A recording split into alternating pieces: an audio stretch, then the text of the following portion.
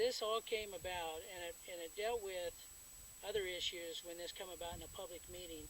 This was not a Phil Lyman crusade, grab the banner, run through town and say, let's run recapture. As a community stepping up and saying, hey, we're tired of this, we need to make, we need to do something. Can you address that a little bit of how this came about? Well, you remember in October when the federal government shut down, and they shut down the national parks, and we had some things to say about that. I got quite a bit of press then because I said we're going to peacefully take down the barriers and let people into Glen Canyon and natural bridges and those things, and the state ended up stepping in and working a deal and got the parks open, which is, that's all well and good. At the time, I said this isn't economic, it's not political. This is a freedom that people have to enjoy public spaces that's been intentionally and maliciously shut down, and it bothered me. Well, had an opportunity to meet with the Secretary of Interior at a meeting with a group of people, and she brought up the shutdown and started casting some real dispersion on the counties that had. That was Sally Jewell. That was Sally Jewell, and I don't know if she.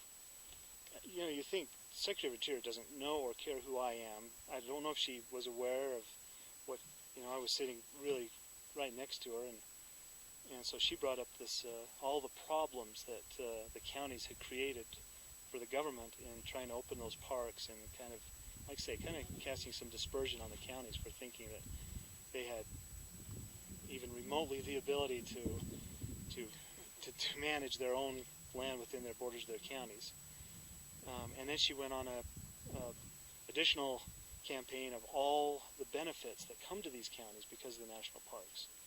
And no question, we all love our public spaces. I've never been one to say, sell this off to private enterprise, let's put fences around it. I love the public spaces, but it spooked me, and I sent out an email to my group, and I said, I'm concerned about where things are headed with our public land in San Juan County.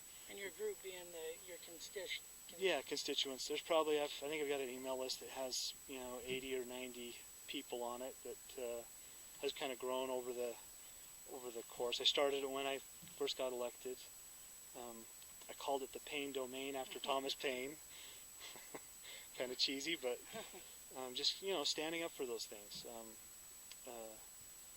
So I sent this notice out and had a huge response. So we went to the town hall meeting, and there was a lot of people there, 150 or so.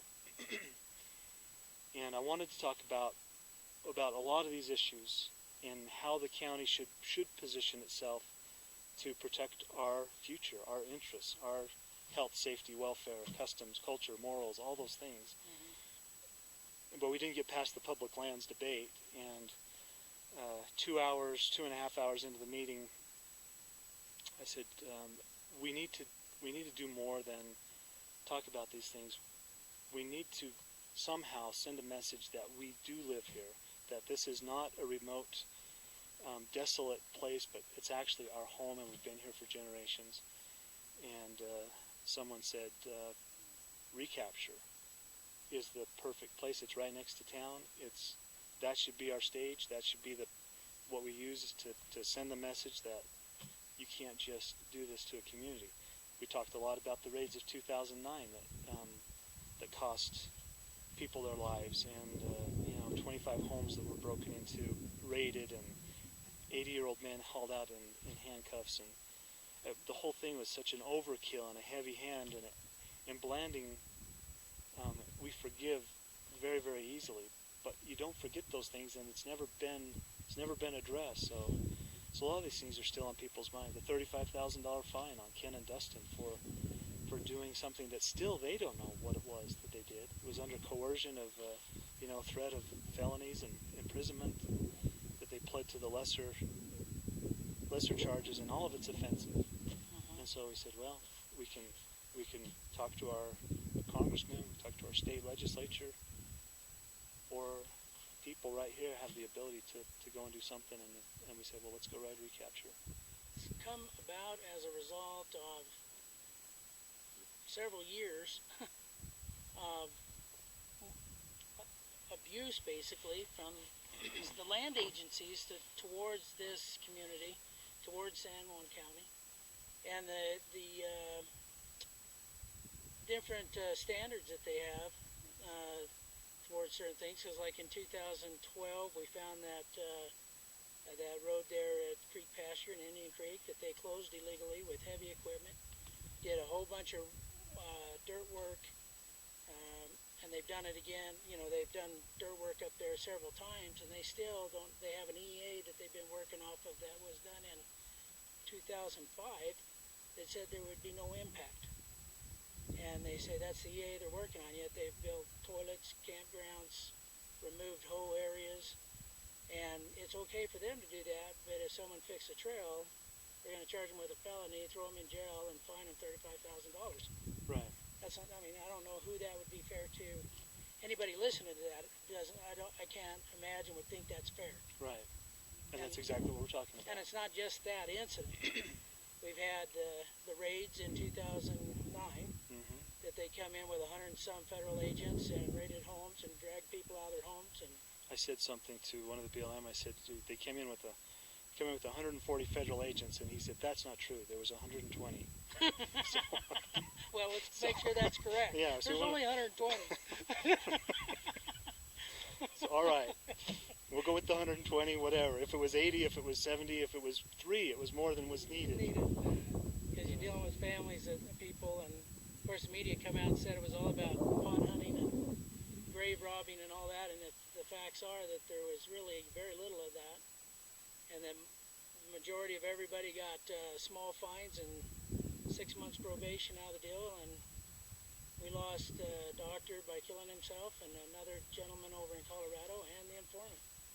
You know, I made a comment up to the Utah Association of Counties, and when we talk about Dr. Red, you know, we're treading on sacred ground there, and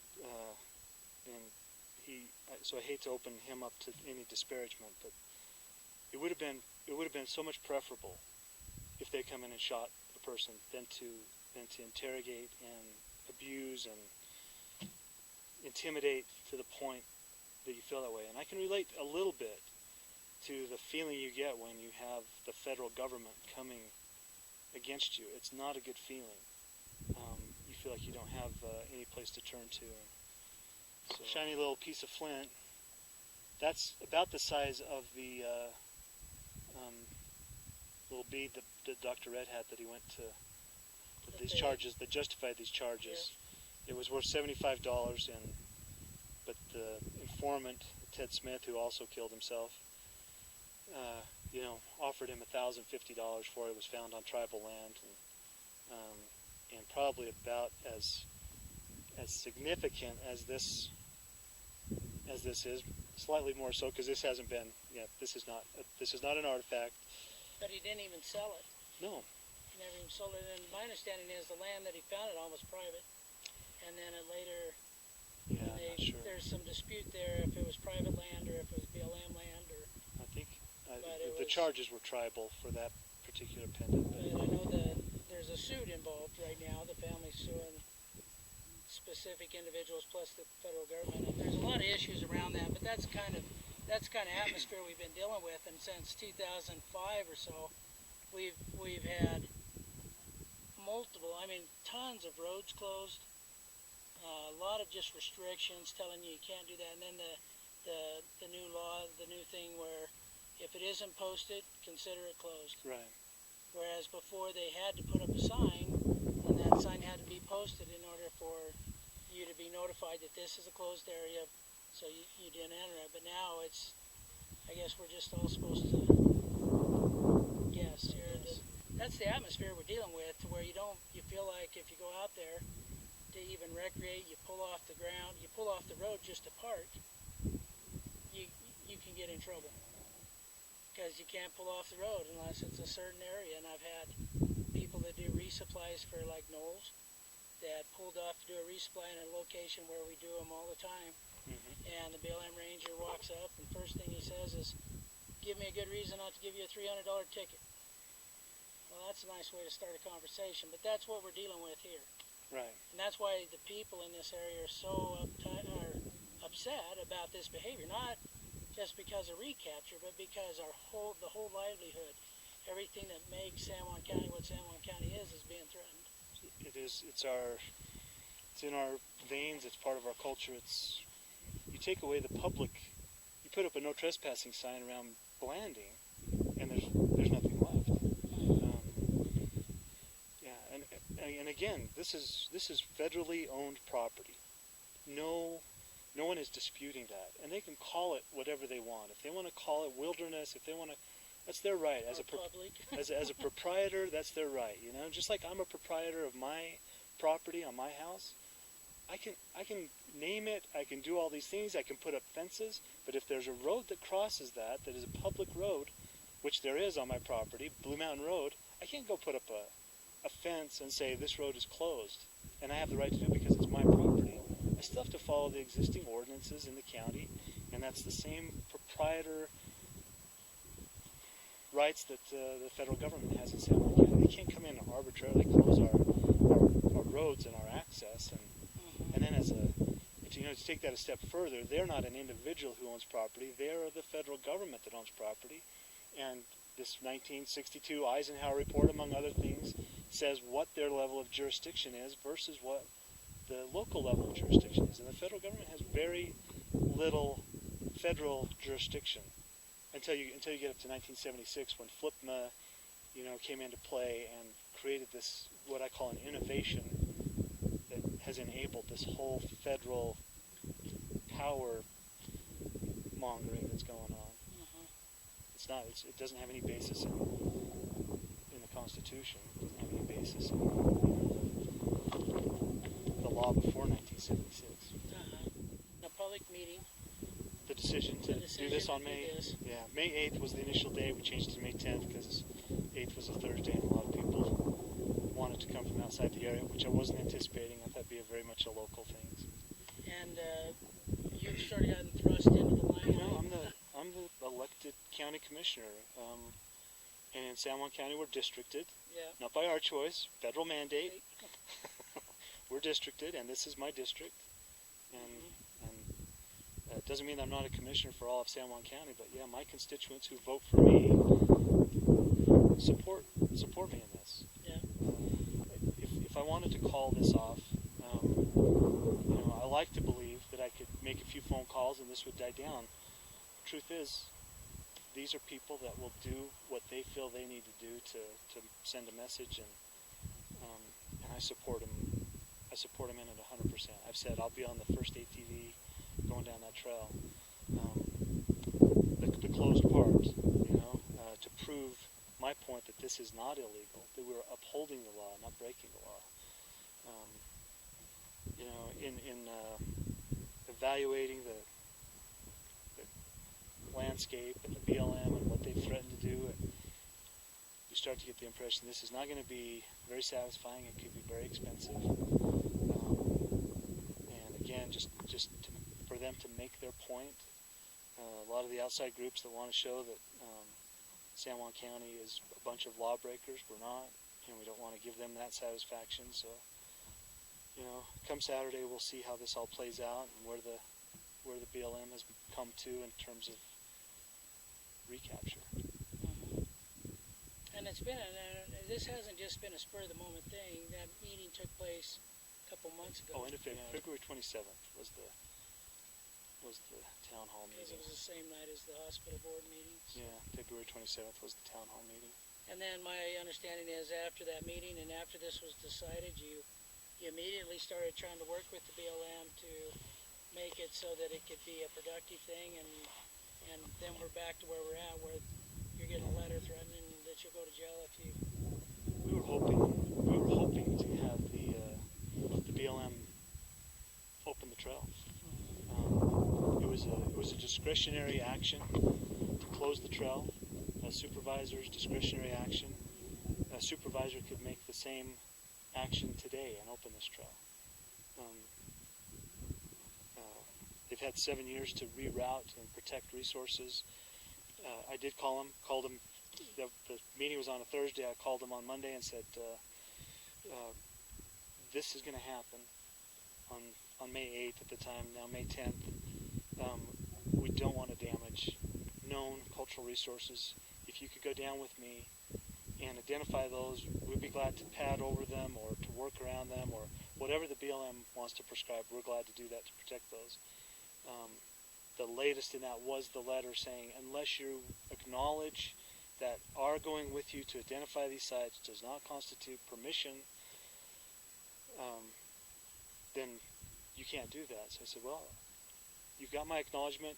I acknowledge you're not giving me permission, but now we're right up to the 10th, and so I say, if there's damage done to the sites on the 10th, BLM is complicit in that. They have not lifted a finger to protect them. If they're important to them, they're important to us. We would never go over a known site, but you got to understand, when they're talking about a site, they're talking about anything on the surface. A piece of pottery that they find, boom, that's a site. Yeah. A black spot that may have been a cowboy camp or an Anasazi camp or just a burned out stump, it's a site. So fine, we'll drive around that. We'll but avoid that. They haven't been willing to come down and No. show you where those are so we can avoid it. And We had 2 years ago, we had a field trip into Recapture, invited the community, invited the BLM specifically for that purpose. Were you on that? I was. Did you see any sites? Was anything identified? The only thing I ever saw was there was part of it that went through a mitten pile. Yeah. The only thing which is a trash pile that yeah. Anasazi had. The only thing I got pointed out by one of the BLM archaeologists was the black spot in the trail, and Yeah. I, again, no disrespect to that black spot. If that's a site, we can certainly work around that. I don't know what I wouldn't have recognized that as a site myself. So I'm glad to have them pointed out. But I think people get the impression when they hear the report that they want to take their four-wheelers and drive through an Indian ruin and drive through a burial ground and That's just not the case. It's just not even. Especially in Recapture, where I would say probably 99%, I might be 98%, of all the ruins are in the cliffs. There's very little. I mean, the surface isn't that wide of a canyon. There's maybe some pottery, things like that. There's evidence, people lived here, and they have for thousands of years. Yep. And that evidence is pretty prominent just because of the arid environment and the conditions of this environment down here. But it's everywhere. Highway 95 goes through I don't know how many ruins, and sites, and 191. I mean, all of them do. There isn't a road in San Juan County, I don't think you could say, doesn't cross a site of some sort. Impossible. Because it's everywhere. So everyone that comes to protest this will have driven over numerous sites. And everybody walking into the canyon will have done something too. They say that San Juan County has the highest density of archaeological sites than anywhere in North America. And people might interpret that to mean that this was the highest density of population in North America. But that's not the case. No. We're probably one of the sparsest density of population, because it looked very much like this back then too. It was not a real hospitable place. Stephen Sims, the professor of anthropology at Utah State University, wrote something that I like. He said, 1,000 years ago, probably the most densely populated area of Utah was the Wasatch Front. And then he goes on to say, land managers need to get over the idea that these people were savages, ancient savages, passive environmentalists, or spiritualists. They were people just like we are, having the same political conflicts and an unstable population, unstable environment, and still is an unstable environment. Yeah. I think you mentioned, the rain washes these things away over time too. And 1,000 years later they're here, but 2,000 years, we'll see if they're still here. And that's whether you or I exist or don't exist, those ruins are eventually going to turn to dust like everything else. No matter what we do with them. We've got some issues with the trail itself where it hasn't been maintained for the last 7 years. And so there's some places you can't get through unless we do some trail maintenance actually and stuff. But that may prevent us from riding parts of it or whatever, but there's still some trails that have roads in them that we're looking at. The end of the 14 or 12 mile stretch of closed area, and that road, the trail continues right on. You can go down there and take the trail south all the way to the river. So there's no shortage of trails to ride even in Recapture. And it'll take you right down Fiddler's Green, past the Shumway Homestead. A lot of interesting history all the way down Recapture. Yeah, and this rim trail is awesome. Is with the little pull-outs where you can just park and you can look off into the canyon and see all the ruins. And I know they're having, I think the good old broads, or great old broads, are trying to close the rim trail too. But you know, yeah, there's a lot to ride down here. My question, my concern is that with the attitude of the BLM, almost wanting to be confrontational, almost they know they've got you in a corner here, and they keep pushing you and giving you letters saying, okay, you're going to jail, instead of letters saying, okay, well, let's work this out, let's get this trail finished up. We've done all the studies, we've done all the talk, we spent 7, 8 years doing it. Let's go in there and take this crew you're bringing in and let's get it done. It's almost like they're pushing you to where they want a confrontation, almost like what they did with the Bundy Ranch, and what they're, everywhere they go, it's like, and the fact is, government only has one means of dealing with the people, and that's force. That's all they can use. I mean, that's the only thing they have to regulate.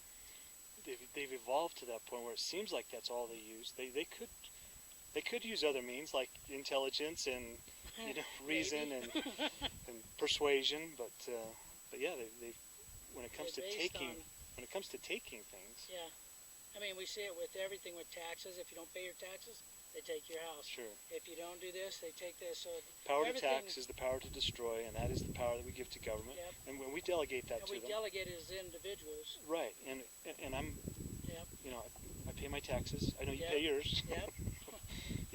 But some of those things we accept that. That's necessary. There's a certain amount of control that needs to be in place. Have order. And so we accept that. We accept the BLM as an assigned manager of the land. That's what Congress, Congress has done that, but they've got to do something. Getting a little beyond that, it seems. I mean, going away from the management portion to where they have their own law enforcement and that kind of thing, more into the force and not really working where the sheriff, I've always been a believer that I don't think land agencies need law enforcement. I think that you got a sheriff's department here that can handle anything that goes on, and he's the elected official with when you have 48 federal agencies that have their own SWAT teams, something's up with that, and it is scary. It is. We see the buildup, and this isn't without a purpose, and I don't know what the purpose is, but I would rather take care of it before we have to find out, exactly what they could do to us. Well, hopefully then the meeting will go on. I mean, the get together on the 10th will bring in a lot of people that can come down with the intention to ride maybe the trails, maybe not necessarily ride in the canyon where it isn't passable and stuff, so we don't tear anything up, but ride the rims and get together and show the unity and show some support that, it's time that something changes.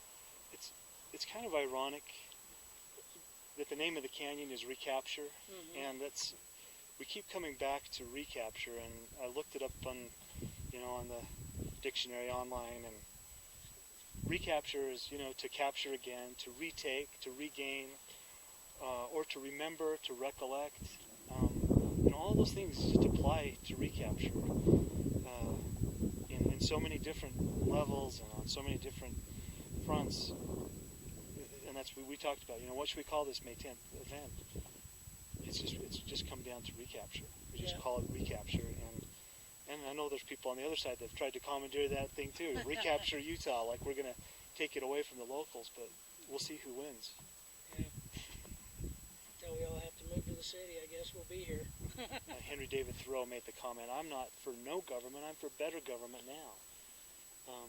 And we can do that. Yeah. And we have representation. We do have people. We're not in the same boat as as the founding fathers who were struggling against a tyrant with no representation. We're struggling against a tyrant, but we do have representation, and we need to let our congressmen know, we need to let our state legislators know, and we need to let our elected local officials know, and we can make a difference by doing that. Sheriff, last I talked to him, was planning on riding a horse. He had to get a horse for me. Oh, good. I'm not a great horseman, but I'm might give it a try. He's planning to go down the trail on a horse, which is legal. Oh, good. And he wants to be there. Our sheriff he's a great man. Yeah.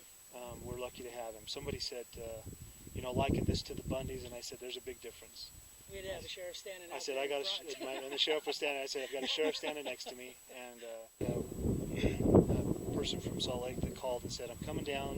What do I need to do? And I said, you need to understand, while I'm saying this is a legal trail, BLM is vowed to take retribution. I said, you might have your four-wheeler impounded, and he said, well, I've got two. I'm bringing my older one just in case. So he's like, they don't. That doesn't frighten them. They're not afraid of the federal government, even though maybe it'd be in their best interest to be afraid. That we don't believe in that. We don't believe in fearing the government when we feel like we have a legitimate protest and a legitimate message. All right, well. But I want to say too, Monty, thanks for the work you've done, and I know it's not without some sacrifice of your own honor and fortune and everything else. So those things, it means a lot when someone is willing to stand up, not just with their voice, but back it up with their actions, and you've done that, and I admire you, and thanks for the interview. Well, thank you for coming, and no better place to sit all afternoon. If you could see what's on that cliff wall, you'd probably see 30 different structures up in there. It's a great spot. All righty. Well, Okay. thank you very Thanks. much.